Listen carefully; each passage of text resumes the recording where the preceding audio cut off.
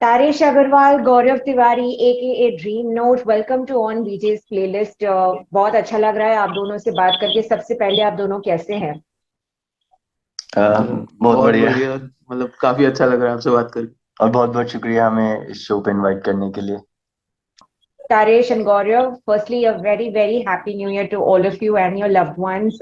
I hope 2023 बहुत सारी खुशियां लेके आए आप लोगों के लिए, और बेहतरीन टूर्स लाए, और बेहतरीन सारे रिलीजेस हों आपको। So congratulations and best wishes in advance. Thank you so much and आपको भी हैप्पी न्यू ईयर। आपका भी ये आपको और आपके सभी सुनने वाले श्रोताओं दर्शकों को हमारी तरफ से बहुत बहुत मुबारक नए साल की। श्रोताओं तो को, हे भगवान, ऐसा बहुत ऐसा लग रहा है कि अरसों बाद इस शब्द को सुना है मैंने। श्रोताओं मैंने को।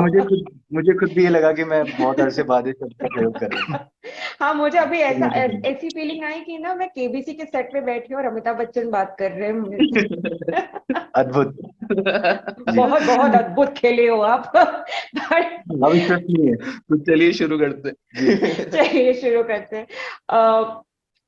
सबसे पहले तो 2022 की बात करें, तारेश और गौरव, आई थिंक इससे बढ़िया साल आपके लिए शायद हो नहीं सकता, क्योंकि आपने अपने ड्रीम टूर के साथ अपने इंडिया के कम से कम 60 शहरों में आप अपने गाने को लेकर गए। जहां तक मैंने पढ़ा है आप लोगों के बारे में, इस टूर को बहुत पहले 2019 में इसे प्लान किया गया था, पर मई में आपने मई 2022 में आप अपने टूर के साथ आपने दौरा तय किया पूरे कंट्री का।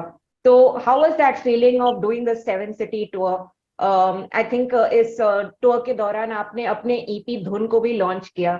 तो वो एक्सपीरियंस कैसा था वापस से स्टेज पे जाके परफॉर्म करने का? क्योंकि 2022 में सारे आर्टिस्ट की शायद यही सबसे बेहतरीन फीलिंग थी कि हम दोबारा स्टेज पे जाके परफॉर्म कर सके। तो आपका अनुभव कैसा था? हम लोग एक्चुअली 2019 में जब ये टूर प्लान कर रहे थे तो हम्म। हमने कुछ शुरुआती एक दो शोज उसके प्ले कर लिए थे। ये अच्छा। दिसंबर की बात है और फिर उसके बाद में फरवरी मार्च से लॉकडाउन शुरू हो गया था। तो हम लोग थोड़े से डिसहार्टन थे उस समय की चीजें शुरू हुई हैं और हमने बहुत मेहनत से वो टूर स्टार्ट किया था। बट आई आई फील कि जो होता है वो अपने समय से ही होता है। तो फिर 2022 से हम लोगों ने वापस से शुरू किया टूर। सार्थक ने इस पूरा टूर को प्लान किया हम लोगों के लिए और इसके साथ साथ हम लोगों ने धुन पे हम लोगों ने काम किया। हम लोग 2021 की दिसंबर से बैठे थे धुन पे। तारेश उस समय का तारेश का एसीएल का एक इंजरी था तो तारेश उससे रिकवरी कर रहा था हाँ, उस मैंने टाइम। पढ़ा है उनका उनका बीच में एक्सीडेंट भी हुआ था, तो इस जी वजह से जी काफी थोड़ी डिले हुई थी जरूर।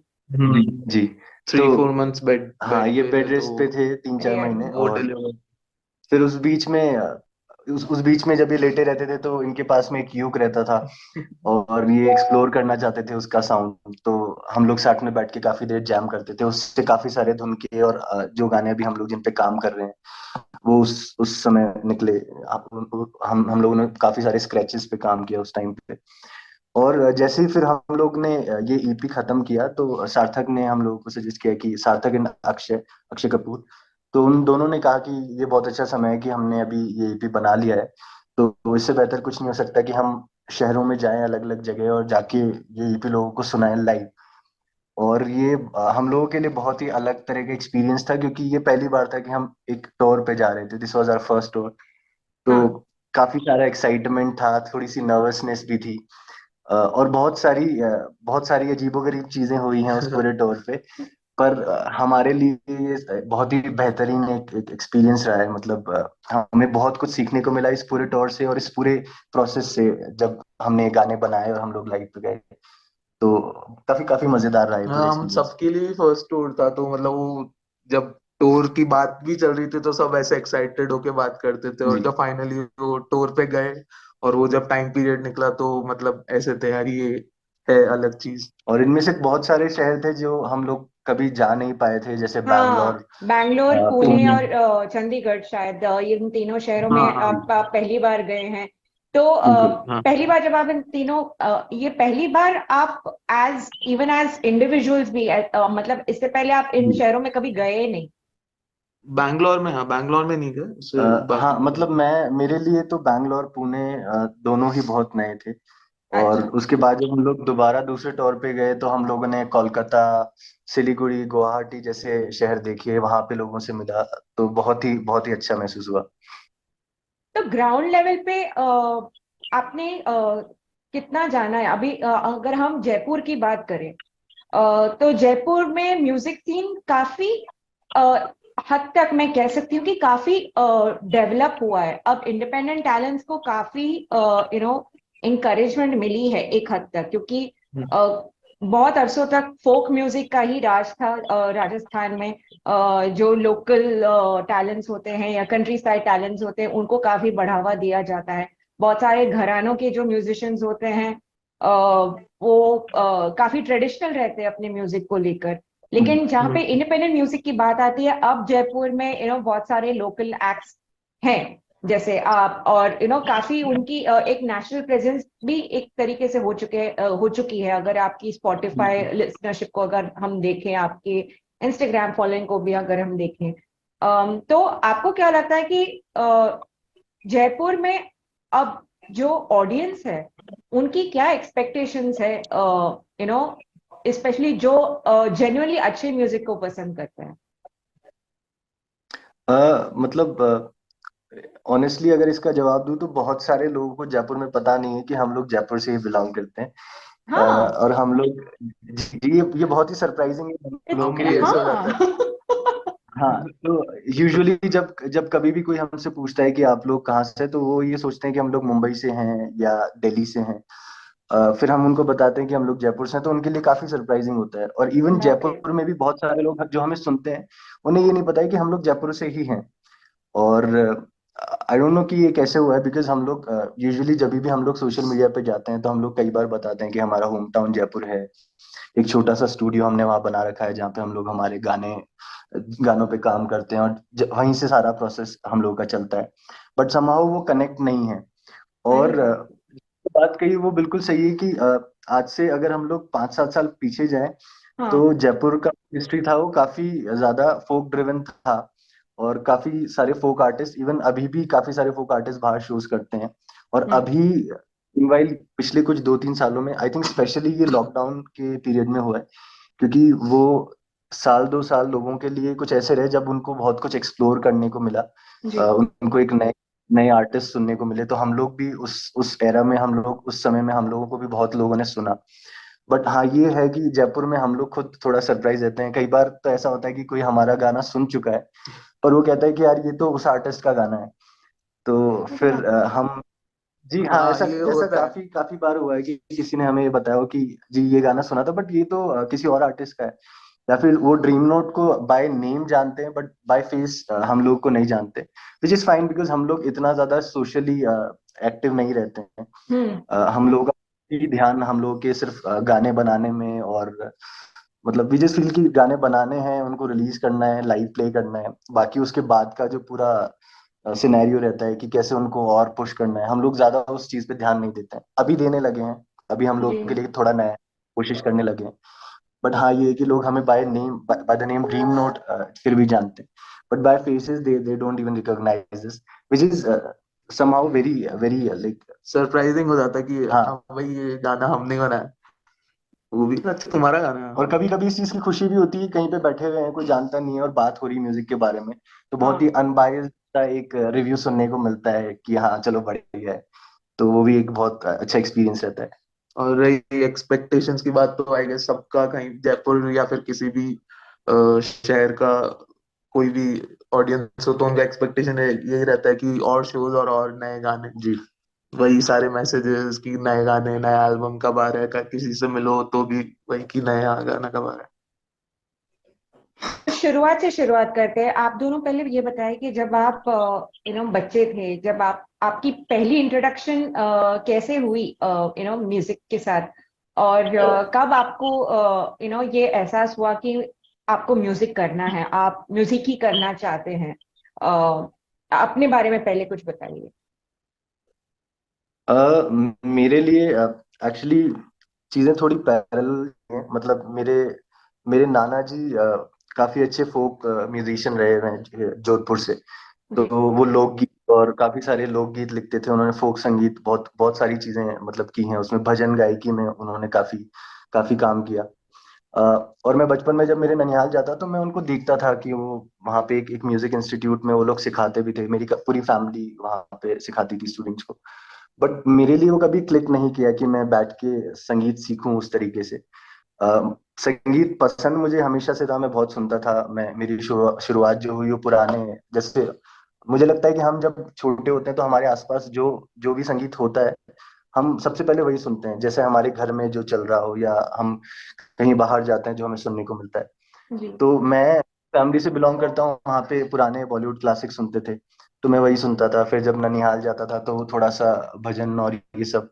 बट उस समय ये नहीं पता था कि मुझे इसी में आगे बढ़ना है। जब स्कूल में गया तो स्कूल में कई बार ऐसा हुआ कि ऑडिशन देने गया सिंगिंग कंपटीशन में तो टीचर्स को लगा कि हाँ कुछ काम किया जा सकता है आवाज पे। तो उन्होंने काफी मोटिवेट किया, पुश किया। तो मैं ग्रुप सॉन्ग कॉम्पिटिशन्स होते हैं और सोलो सॉन्ग कॉम्पिटिशन्स इन सब में पार्टिसिपेट करता था। जी बट सबसे ज्यादा जो इन्फ्लुएंस जो मुझे रहा और जो चीज सबसे ज्यादा इंस्पिरेशन मुझे मिली वो कॉलेज में थी। तो जब मैं कॉलेज में गया तो मेरा कॉलेज का पहला साल था। और एक बैंड कंपटीशन के लिए एक फ्रेंड ने मुझे पूछा कि तुम्हारा एक ऑडिशन सुना था तो तुम क्या वोकलिस्ट बनोगे, एक रॉक बैंड है मेरा।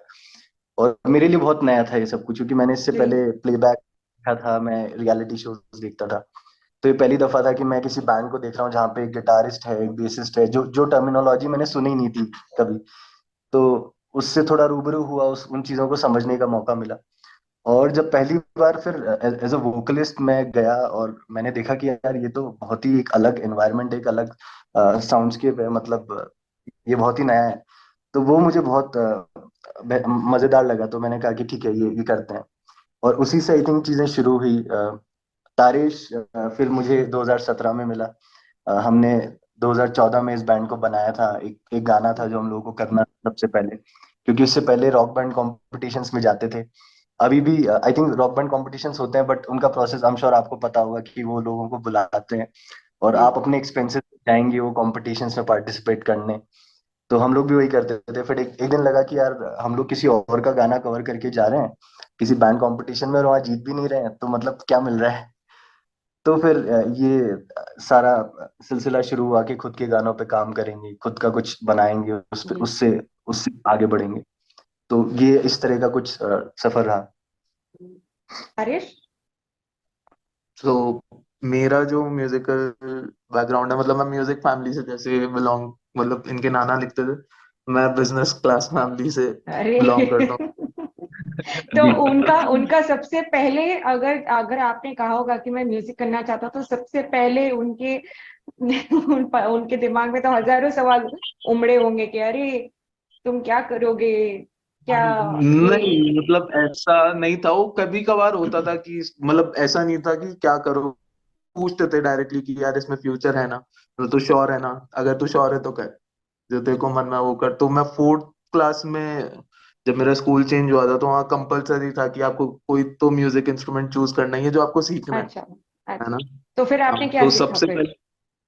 सबसे पहले मैंने गिटार ऑप्ट करा था, लेकिन फिर मेरे को गिटार से हटा के जो टीचर थे उन्होंने ही पहले ट्रम्पेट पे शिफ्ट करा, महीने भर। तो मैंने ट्रम्पेट सीखा और ट्रम्पेट 12th तक बजाया मैंने। और 7th आई गेस 8th में गिटार वापस उन्होंने बोला कि आप तुम गिटार बजा सकते हो, जब तक क्यों, ट्रम्पेट आपने सीख पहली चुका था। बार गिटार के तारे तोड़ दिए थे क्या? नहीं नहीं नहीं, पता नहीं कोई चेंज था, मतलब ब्रास बैंड के अंदर शायद बच्चे कम थे इसलिए मेरे को भी उन्होंने तो फिर 8th से 12th तक या शायद 7th से 12th तक मैंने गिटार और ट्रम्पेट दोनों बजाया। और फिर तब तक हाँ समझ में आ गया था कि भाई म्यूजिक ही करना है ना। वो फिगर आउट हो गया था उस प्रोसेस के अंदर। फिर 12th के बाद मुंबई मैंने कोर्स करा म्यूजिक प्रोडक्शन का, बीट फैक्ट्री एकेडमी से। उसके बाद मैं 2017 में गौरव भैया से मिला और फिर 2017 से हम एक साथ काम कर। वापस आते हैं आपके टूर पर। बहुत सारे नए इंडियन इंडिपेंडेंट एक्ट्स ने आपका साथ दिया अलग अलग शहरों में। मुंबई में आपके लिए बॉम्बे बंदूक और मदमस्त ने ओपनिंग एक्ट्स की तरह, गेस्टिंग एक्ट्स की तरह उन्होंने परफॉर्म किया। पुणे में न्यासा ने आपका साथ दिया, और बैंगलोर में अक्षता मेंगी। तो इन अलग अलग आर्टिस्ट के साथ परफॉर्म करते वक्त इनसे आपको क्या सीखने को मिला? कुछ बताएंगे आपके एक्सपीरियंसेस के बारे में? मतलब सबसे कुछ ना कुछ सीखने को ही मिला, मतलब म्यूजिकली भी। आई एम श्योर गौरव को राइटिंग वाइज भी, कंपोजिंग वाइज भी। हाँ बिल्कुल। जैसे हम लोगों ने, मैं खुद बॉम्बे बंदूक, मेरे को आजाद बहुत पसंद है, उनका एक गाना है। और मैं उस दिन मिला तो मुझे बहुत खुशी हुई उन लोगों को लाइव देख के भी। और जैसा तारिश कह रहा है कि बिल्कुल सही है, हम लोग यूजुअली जब भी किसी किसी किसी भी और आर्टिस्ट के साथ हम लोग जब कोलैबोरेट करते हैं, तो कोई एक ऐसी चीज होती है जो हम लोग को लगता है कि यार यार ये बहुत सुंदर है, मतलब ये होनी चाहिए, ये इसकी एक अलग प्रेजेंस है। तो जी। उस पूरी टूर में हर एक आर्टिस्ट, चाहे वो उतना फेमस हो या ना हो, बट उनका परफॉर्मेंस कितना उनके लिए मैटर करता है, और उनके उनके सुनने वालों के लिए ये बहुत कुछ हम लोग को सिखाने वाला रहा उस पूरे टूर में।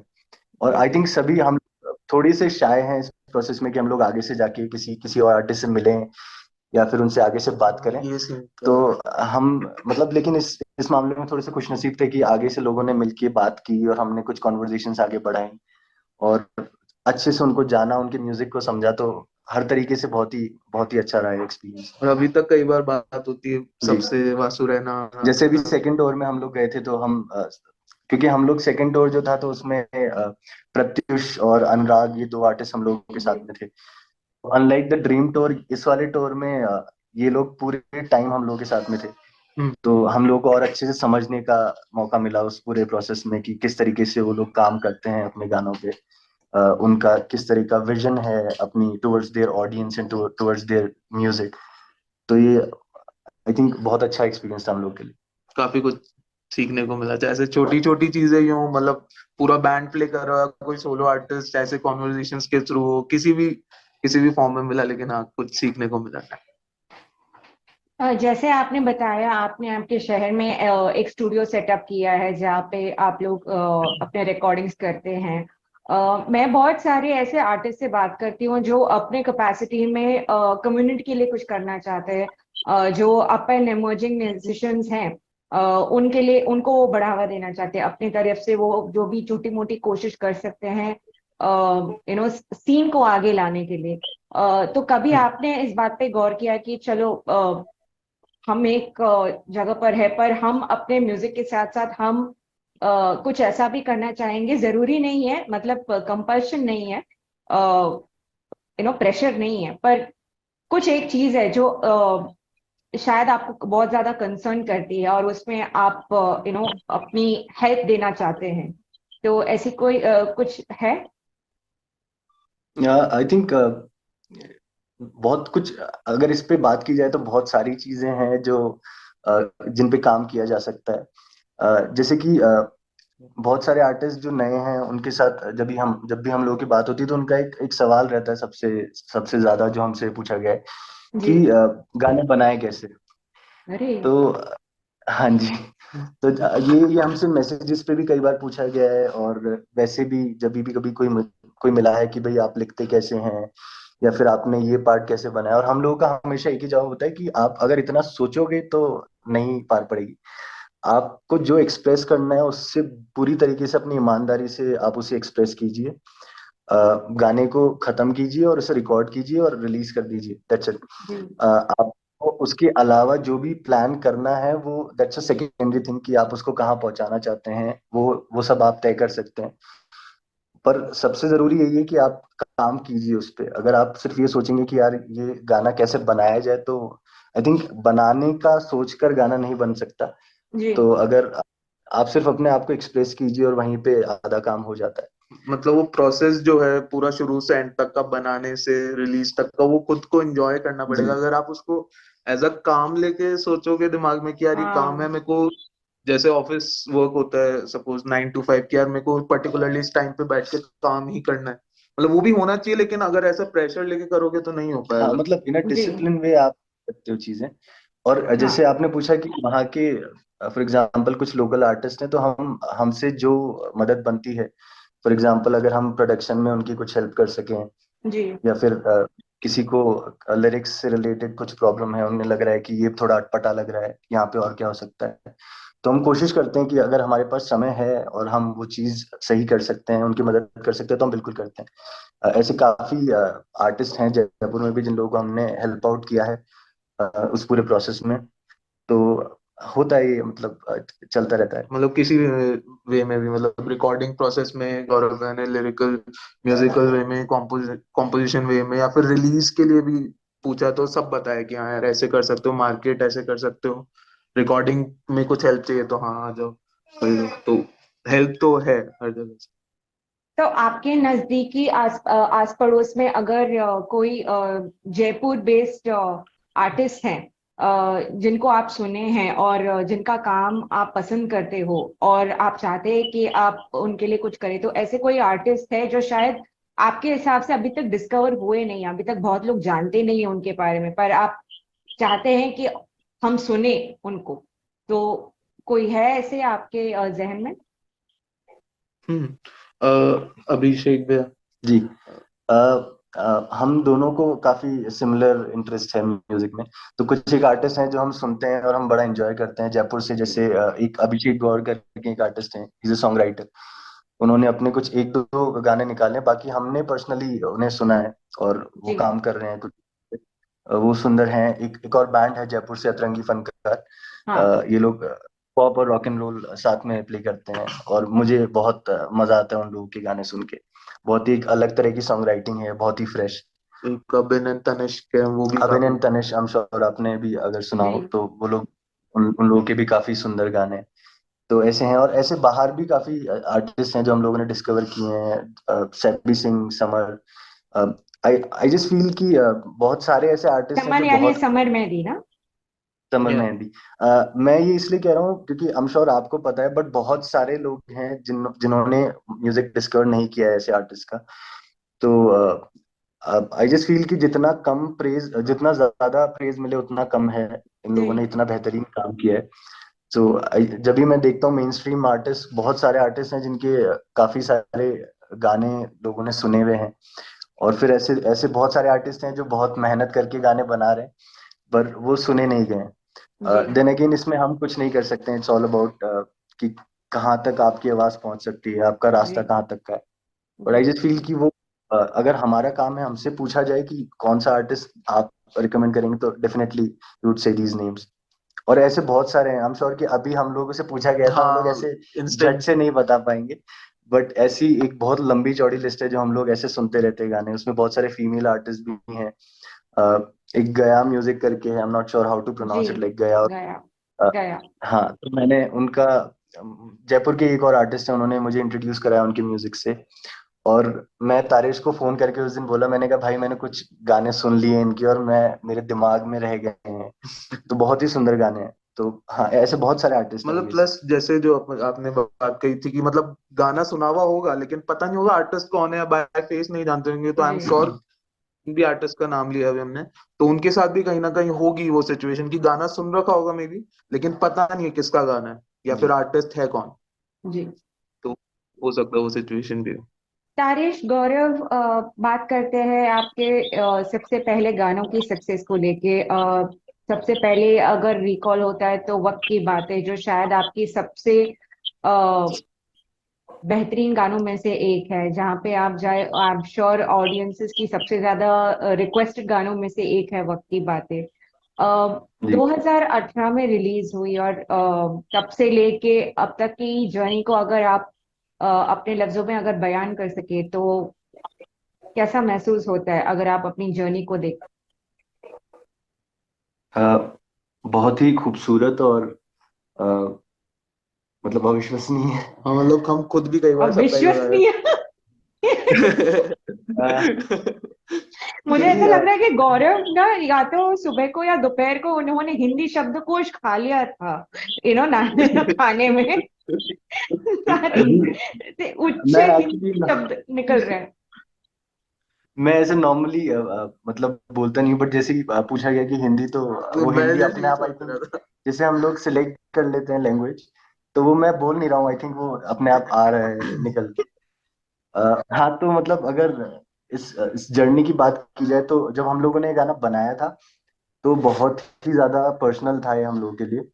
और जब सबसे पहली बार मैंने जब इसको लिखा था और इन लोगों को सुनाया था, तो इन लोगों को बहुत ही रिलेटेबल लगा वो उस समय। और क्योंकि इससे पहले हमने बहुत अलग तरह के गाने बनाए थे, कम बनाए थे। जी और ये थोड़ा सा एक्सपीरियंसेस पे था, ऑब्जर्वेशंस पे था, जो हमने आसपास देखी चीजें उनके ऊपर। जी तो जब काम किया, तो हम लोगों को बहुत ऐसा था कि बहुत जितना सरल इसको बना सकेंगे उतना बनाएंगे, इंस्ट्रूमेंटेशंस की अगर बात की जाए। जी क्योंकि हमें लगा कि मैसेज बहुत क्लियर है जो कहा गया है गाने में। ये अब इसे मतलब ज्यादा ज्यादा इसको इंस्ट्रूमेंटेशंस की जरूरत नहीं है।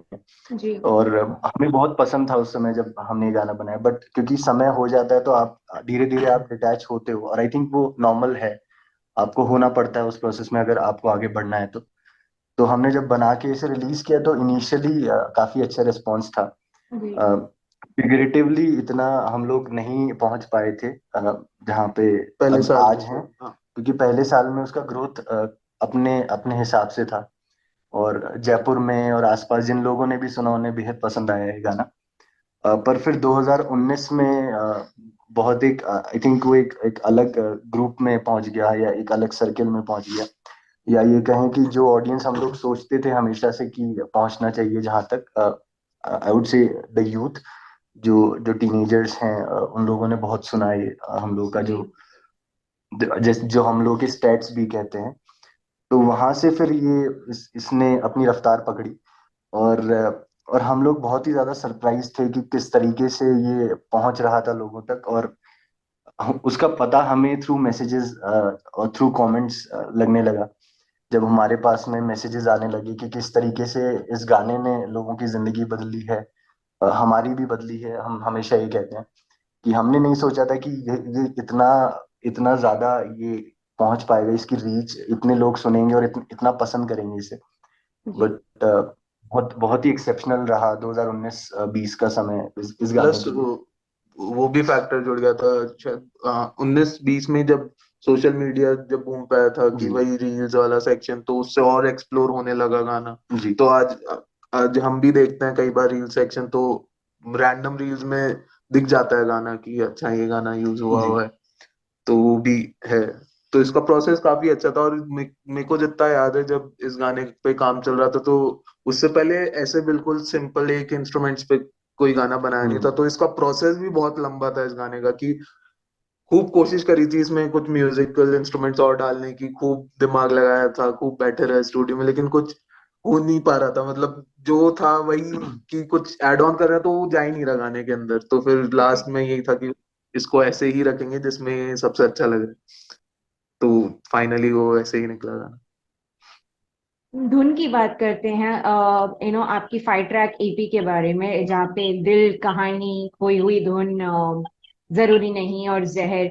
अगर इन पांचों गानों में एक कॉमन फैक्टर मैं जोड़ सकती हूँ, वो ये है सेल्फ डिस्कवरी, इंट्रोस्पेक्शन, कहीं ना कहीं एक हद तक, जहाँ पे आपने एक हद तक अपनी जर्नी तय की है, और उसके बाद आप अपने आप से काफी सवाल पूछ रहे हैं कि क्या जो आपने डायरेक्शन ली है वो सही जा रहा है या गलत जा रहा है। आदमी कहीं ना कहीं अपने आप से ही सवाल पूछ रहा है। Is that a correct assumption or understanding about the EP?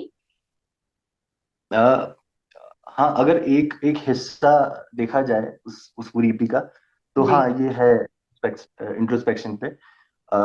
वैसे ये बात सही है कि हम लोग जब भी कोई नई रिलीज पे काम करते हैं, जी हमारी कोशिश हमेशा यही रहती है कि हम जो पहले कर चुके हैं हम वो ना दोहराएं। जी लेकिन अगर वो होना है तो वो होके रहेगा। बट हम लोग कोशिश ये करते हैं कि कुछ और अलग कुछ भी बना सकें, चाहे वो म्यूजिकली हो, चाहे वो लिरिकली हो, चाहे वो धुन ही हो गाने की। तो जी ये भी इसी का एक हम लोग के लिए। और हमारा जो सबसे पहला विजन था इस ईपी को लेकर, वो ये था कि हमको ये जितनी ज्यादा सिंपल बना सकेंगे उतनी ही बनाएंगे। तो इसमें बस पोएट्रीज थी जो हम लोगों ने सोचा कि हम छोटे छोटे म्यूजिकल पार्ट्स के साथ में इनको सजाकर और फिर ये पूरे गाने बनाएंगे। आइडिया ही वही लेके बैठे थे कि जी इसको अकूस्टिक फॉर्म में ही रखना है सीपी को, मतलब जी प्योरली जो कॉम्पोजिशन और लिरिक्स जो कह रहे हैं बस उनको सपोर्ट देना है अच्छे से म्यूजिक का, जो मेलोडी। जी जैसे पहले जो हम लोगों ने जिस ईपी पे काम किया था उसका नाम था गिरगिट डमरू एंड द गुड ट्रिप। जी जी।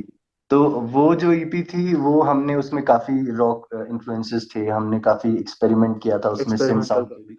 और ये उतना ही रॉ था, इसमें हम लोग ज्यादा सिंथ पे नहीं गए, हम लोगों ने यूक गिटार्स और जितना ज्यादा बेसिक और सिंपल पूरे अरेंजमेंट हो सकते थे उतने रखने की कोशिश की।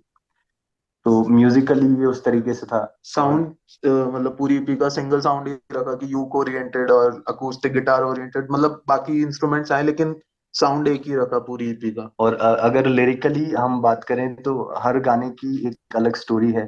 जी जैसे हम लोग की जब बात करते हैं तो वो कंफ्यूजन पे है, किस तरह की बेवकूफियां हम लोग करते हैं और फिर वही करके हम लोग पछताते भी हैं कि ये क्या हो रहा है।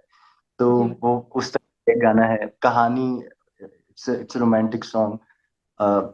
तो और फिर खोई हुई धुन, वो देन अगेन हम लोगों के लिए बहुत ही एक्सपेरिमेंटल था, बिकॉज ये पहली दफा था जब हम लोगों ने एक इंस्ट्रूमेंटल। इंस्ट्रूमेंटल पे काम किया साथ में, जिसमें हम लोग लिरिक्स पे नहीं जा रहे हैं या फिर कोई कहानी और किसी और तरीके से नहीं कही जाएगी। बस इमोशन। बस एक इमोशंस हैं और एक्सप्रेशंस हैं।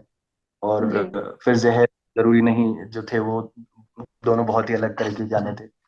तो जैसा आप कह रहे थे कि इंट्रोस्पेक्शन, तो जहर उस तरीके का गाना है जिसमें हम लोग बात कर रहे हैं कि क्या देख लिया है, क्या देख चुके हैं, क्या चीजें हैं जो अब और आगे देखने को है, और किन चीजों का फर्क पड़ता है या फिर नहीं पड़ता है। तो ये जरूरी नहीं है जहर, ये दो आखिरी गाने उसी उसी तर्ज पे थे। तो आपने 2.0 जो है वर्जन जो है कहानी का, उसे बनाने की आपको जरूरत क्यों महसूस हुई? क्या एक इंटरप्रिटेशन ये हो सकता है कि आप एक पॉप वर्जन बनाना चाहते हैं जो आप आगे जाके एक लाइव ऑडियंस के लिए परफॉर्म कर सके? इसकी भी काफी इंटरेस्टिंग स्टोरी है, मतलब जो ईपी में है गाना उससे जी पहले 2 पॉइंट बन चुका था। अच्छा। जो पॉप का, जी। हाँ। तो ओके। लेकिन गाना हमें तब तो उसको डिसाइड करा कि यार इस गाने का अकूस्टिक वर्जन में निकालते हैं, क्योंकि मतलब अगर मेरे से पूछा जाए तो पर्सनल फेवरेट ईपी में से गाना मेरा कहानी है हम्म। ना। तो वो एक पर्टिकुलर गाना ऐसा था कि वो बन चुका था पहले, जो 2.0 है। उसके जी बाद हमने जब डिसाइड करा यार एक अकूस्टिक ईपी निकालते हैं, जी। तब लगा एक गाना इसका निकलना चाहिए। तो फिर रिलीज में पहले अकूस्टिक वर्जन निकला, फिर बाद में पॉप वर्जन निकला। और हाँ, ये भी सच है कि हम लोग जब लाइव जाते हैं तो हमको ये 2.0 वर्जन बहुत पसंद है परफॉर्म करना। हाँ हाँ। जी तो ये ऐसा था कि इसे हम लोगों को निकालना ही था बाहर। तो क्योंकि लाइव जा चुके थे, परफॉर्म करके देख चुके थे, बड़ा मजा आता था परफॉर्म करने में, तो हमने सोचा कि why not like just release it. और फिर उसका वीडियो भी उसी तरीके से हम लोगों ने चिन्मय जो मुंबई रहते हैं जी जिनसे हमने बात की, उनके उन्होंने अपने आइडियाज अपने कॉन्सेप्ट शेयर किए इस वीडियो पे। जी। और वो क्लिक करके फिर हमने सोचा कि ठीक है इस पे जाते हैं, बनाते हैं इसे। तो आप चिन्मय से पहले मिल चुके थे कि आपने उनको इंस्टाग्राम पे ही ढूंढा?